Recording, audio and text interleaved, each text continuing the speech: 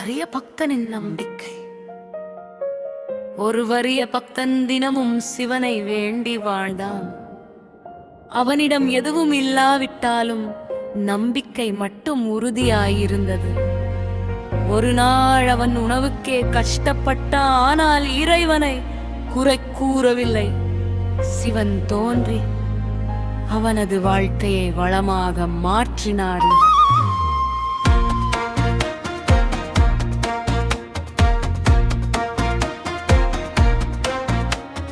வறுமை இருந்தாலும் நம்பிக்கை இருந்தால் இறை அருள் வரும்.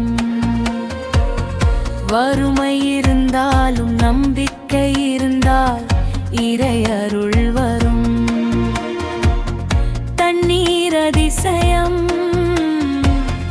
மதுரையில் ஒரு குளம் வறண்டு போனது. மக்கள் துன்பப்பட்டனர். சிவன் ஒரு சாதாரண மனிதராக வந்து ஒரு சிறிய இடத்தில் தோண்டச் சொன்னார். அவர்கள் தோண்டியவுடன் அங்கே நீர் பெருகியது.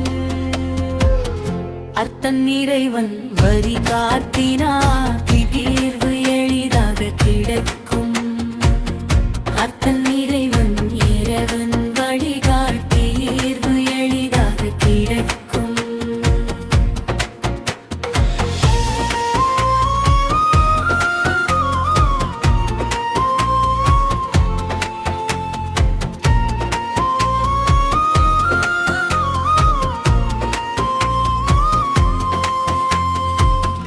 இறைவன் வழி காட்டினால் தீர்வு எளிதாக கிடைக்கும்.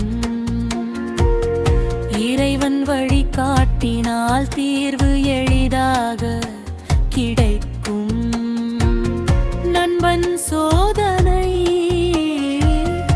இரு நண்பர்கள் மிகவும் நெருக்கமாக இருந்தனர்.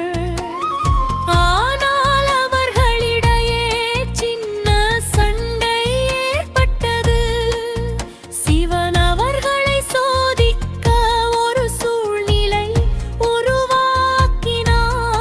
அதில் உண்மையான நண்பன் யார் என்று வெல்லும் அவர்தன் நண்பர்க்கே விளைந்தனர்.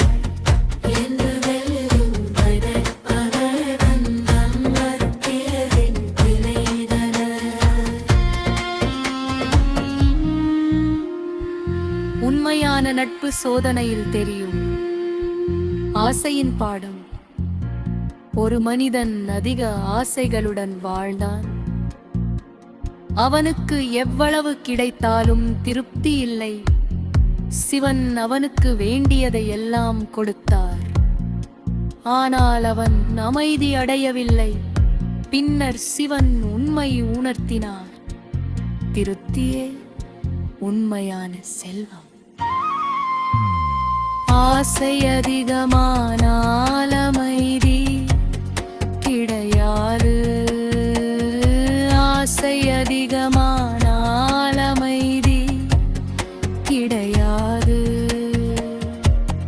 பக்தியின் பலன். ஒரு பெண் சிவனை மிகுந்த பக்தியுடன் வழிபட்டாள்.